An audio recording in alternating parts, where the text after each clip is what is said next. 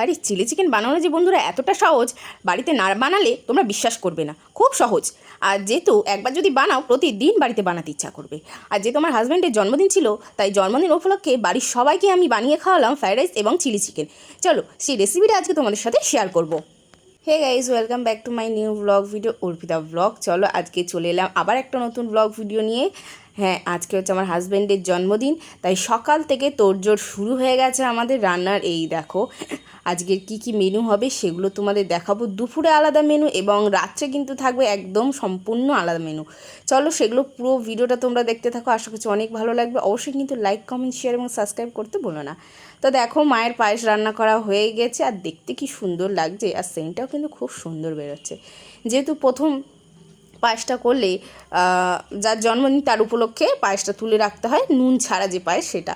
তো এখানে হয়ে গেছে, এবার আমার হাজব্যান্ডকে খেতে দেওয়া হয়েছে। চলো হাজব্যান্ড তো খাবে, চলো সেটাই কিছুটা তোমাদের সাথে শেয়ার করছি। দেখো, তো হাজব্যান্ডের মুখটা আমি দেখাতে পারছি না, কারণ আমার হাজব্যান্ড বারণ করেছে সোশ্যাল মিডিয়ায় তার মুখ দেখাতে, তো তার জন্য আমি দেখাতে পারছি না।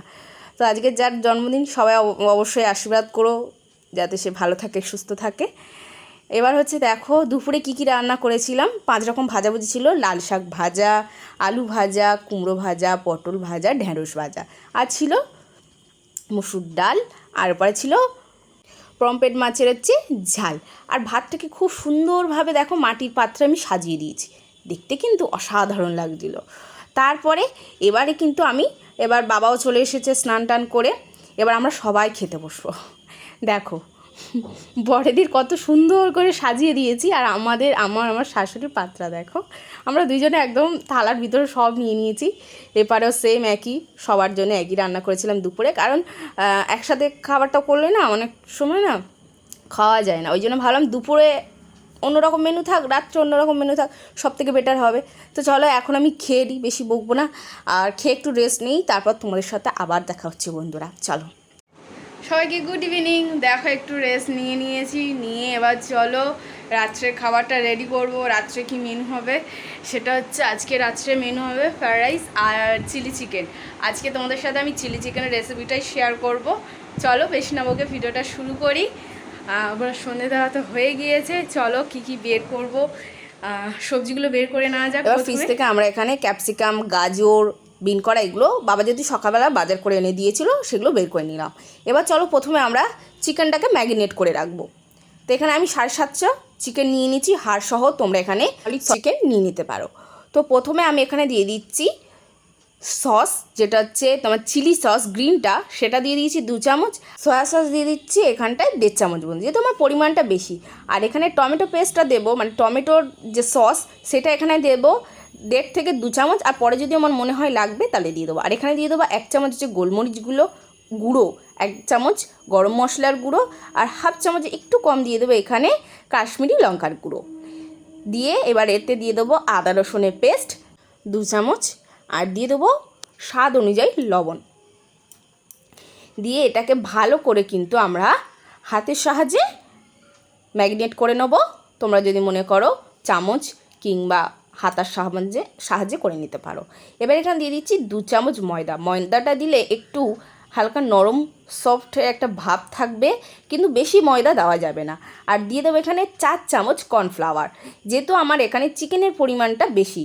আর যদি আমার মনে হয় যে আমি পরে যদি দেখি যে খুব একটু ঢলা টাইপের হয়েছে, তাহলে কিন্তু আমি এখানটায় অ্যাড করব আবার কর্নফ্লাওয়ার একটু।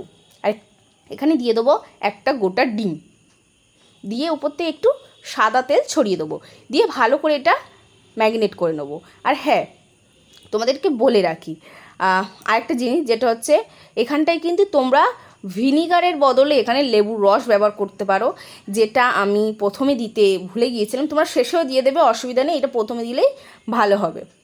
তো দিয়ে লেবু এখানে আমি 3 চামচ দিয়ে দিচ্ছি, মানে একটা গোটা লেবু এখানে তোমরা অ্যাড করে দেবে, দিয়ে ভালো করে মিশিয়ে তোমরা এটাকে 30 মিনিট কিন্তু ফ্রিজে রেখে দেবে।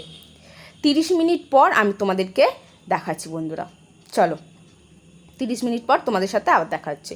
ততক্ষণে আমরা এখানে দেখো পেঁয়াজ ক্যাপসিকামগুলোকে কত সুন্দরভাবে 4 টুকরো করে মাঝখান থেকে ভাগ করে দেখো এরকম কোয়া দেখতে পাচ্ছ, হাতের মাধ্যমে তোমরা এইভাবে ছাড়িয়ে নিতে পারো, এরকম খুব সুন্দর হবে। এখানে আমি নিয়েছি 4 থেকে 5টা পেঁয়াজ নিয়ে সেগুলোকে আমি খুব সুন্দর করে ছাড়িয়ে নিয়েছি। আর 30 মিনিট হয়ে যাওয়ার পরেই থেকে বের করে একটু যখন মানে নর্মাল টেম্পারেচার আসবে তখন কড়াতে তেল বসিয়ে দেবো। তেলটা গরম হয়ে গেলে আমরা আগে থেকে ম্যারিনেট করে রাখা চিকেনগুলোকে একে একে ছেড়ে দেবো। খুব বেশি চিকেন একসাথে মানে দেবেন না, অল্প দেবেন। এবং সঙ্গে সঙ্গে কিন্তু আপনারা এখানটায় খুন্তি ব্যবহার করবেন না। 20 সেকেন্ড পর আপনারা খুন্তি দিয়ে তারপর একটু নাড়াচাড়া করবেন বা চামচের সাহায্যে। এখানে বলে রাখি, গ্যাসের ফ্লেমটা কিন্তু একদম কমিয়ে দিয়েই তবে কিন্তু তোমরা চিকেনটাকে ভাজবে। গ্যাসের ফ্লেমটা যদি জোরে দিয়ে তোমরা এই চিকেনগুলো ভাজো তাহলে বাইরের দিকটা লাল হয়ে যাবে, কিন্তু ভিতরে কিন্তু কাঁচা থাকবে, খেতে কিন্তু একদমই ভালো হবে না। কিছুক্ষণ পর করলে খুব সুন্দরভাবে এরকম আপনারা দেখতে পাচ্ছেন কি সুন্দর ছেড়ে ছেড়ে গিয়েছে। আর যদি সঙ্গে সঙ্গে আমরা খুন্তি দিয়ে নাড়াচাড়া করেন তাহলে মশলার যে কোটিংগুলো দেওয়া ছিল সেগুলো ছেড়ে যেতে পারে। এরপর দেখো একে একে আমি সব চিকেনের পিসগুলো খুব সুন্দরভাবে দেখো ভাজা হয়ে যাচ্ছে এবং খুব সুন্দরভাবে কিন্তু এখানে বেশি লাল করে ভাজার প্রয়োজন নেই। বেশি লাল করে ভাজলে একটু চামটি ভাব হয়ে যাবে, তো দরকার নেই। এইভাবে একটু ভেজে নিলেই যথেষ্ট। এবার হয়ে গেছে। এবার আমরা অপর সাইডে একটা সস রেডি করব। চলো এখানে দিয়ে দেবো 5 থেকে 7 চামচ আমরা এখানে দিয়ে দেবো টমেটো সস। আর এটা আগে থেকে তৈরি করে রাখলে আমাদের খুবই সুবিধা হবে, কারণটা আমি তোমাদের একটু পরে বলছি। আর দিয়ে দেবো এখানটায় 1 চামচ মতন দিয়ে দেবো সয়া সস। আর এখানটা দিয়ে দেবো গ্রিন চিলি সস 2 চামচ দিয়ে দেবো। দিয়ে এবার এটাকে একটু পরিমাণ মতন এতে জল দিয়ে ভালো করে আমরা গুলে নেব। এটা আগে থেকে তৈরি করে রাখার একটাই কারণ, যখন ভেজিটেবলগুলো আমরা ভাজবো তখন এটা রেডি করতে গেলে একটা একটা করে দিতে গেলে আমাদের কী হবে, সবজিগুলো পুড়ে যাওয়ার সম্ভাবনা থাকে। তো আগে থেকে ওই জন্য এটাকে রেডি করে রাখলাম। এবার দেখতে পাচ্ছ ভেজে রাখা আমাদের চিকেনগুলো হয়ে গেছে, এগুলো সবগুলো। এবার আমরা ভেজে রাখা মানে চিকেন ভাজার তেলেই কিন্তু আমরা পুরো রান্নাটা কমপ্লিট করব। এবার এখানে দিয়ে দিচ্ছি 3টে কাঁচা লঙ্কা ঝালের জন্য। আর এখানে দিয়ে দিচ্ছি আগে থেকে পেস্ট করে রাখা আদা রসুন বাটা 3 চামচ এখানে আদা রসুন বাটা ব্যবহার করছি। আর যদি তোমরা মনে করো যে এখানটায় তোমরা আদা রসুন ছোট ছোট করে কুচি কুচি করে দিতে পারো, অসুবিধা কিছুই নেই। এবার দিয়ে দেবো, কি সুন্দর দেখতে পাচ্ছ আমাদের মশলাটা কষা হয়ে গেছে। এবার আমরা দিয়ে দেবো পেঁয়াজটাকে, যেটা আগে থেকে দেখেছিলে কেটে রেখেছিলাম রেডি করে, এবার সেটা এখানে দিয়ে দেবো। পেঁয়াজ আর ক্যাপসিকামটা আমি একসাথেই দিয়ে দিচ্ছি, কারণ যদি ক্যাপসিকামটা একটু পরে দিই তাহলে হালকা একটু কাঁচা ভাব থাকে, তো সবাই তো পছন্দ করে না। তার জন্য আমি একটু পেঁয়াজের সাথেই কিন্তু আমি ক্যাপসিকামটা দিয়ে দিচ্ছি। আমাদের বাড়িতে মানে ক্যাপসিকাম একটু কাঁচা কাঁচা ভাব থাকলে কেউ খেতে চায় না, তো তার জন্য আমি ভাবলাম এইভাবে যদি করলে দেখবে খুব নরম হবে আর তাড়াতাড়ি মানে খুব খাওয়া যাবে, একটু ভাজা ভাবটাও ভালো হবে ভাজাটা। বেশ কিছুক্ষণ ভালো করে নেড়ে চেড়ে তারপর আমরা আগে থেকে ভেজে রাখা চিকেনগুলোকে দিয়ে দেবো। দিয়ে ভালো করে একটু নেড়ে চেড়ে নেবো।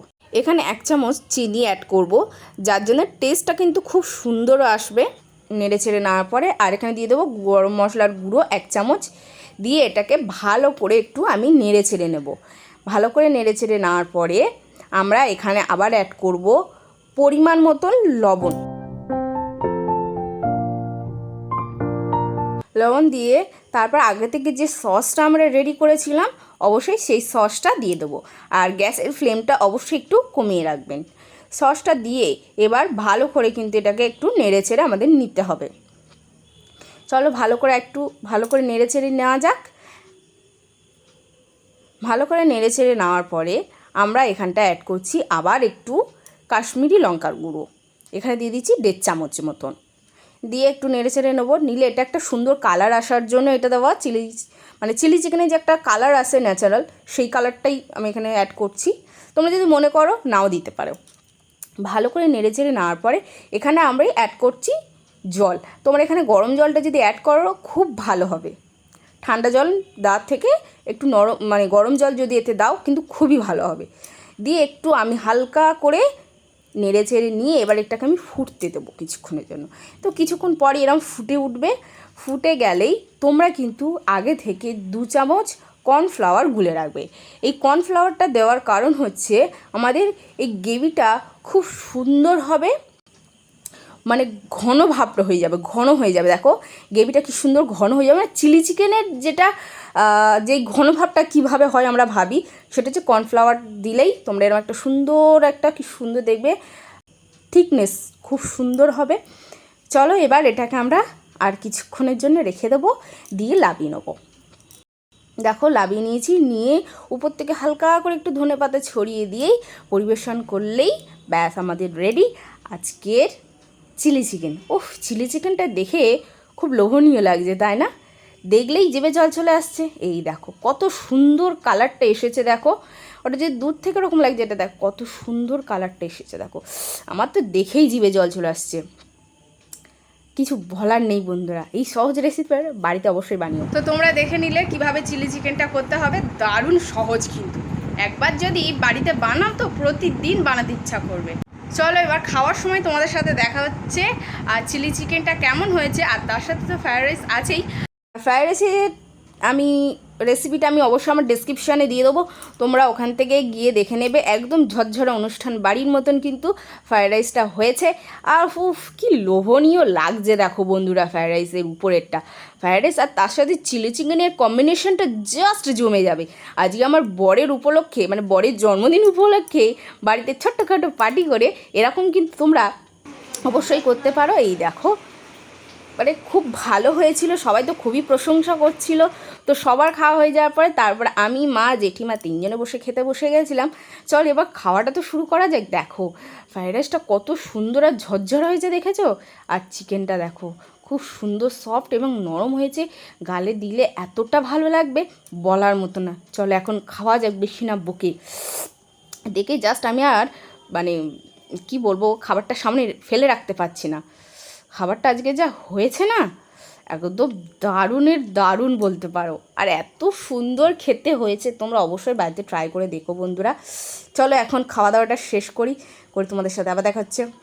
তো গুড নাইট বন্ধুরা, আশা করছি ভিডিওটা তোমাদের অনেক ভালো লেগেছে। ভিডিওটা ভালো লাগলে অবশ্যই কিন্তু লাইক, কমেন্ট, শেয়ার এবং সাবস্ক্রাইব করতে ভুলো না। আর চোখগুলো দেখেছে একদম ঢুলু ঢুলু হয়ে গেছে, মানে এতটাই ঘুম পেয়েছে আমার তোমাদের সাথে, মানে কি বলবো। চলো সবাইকে গুড নাইট, বাই বাই, সবাই সুস্থ থেকো, ভালো থেকো, টাটা। আবার নতুন ভিডিও নিয়ে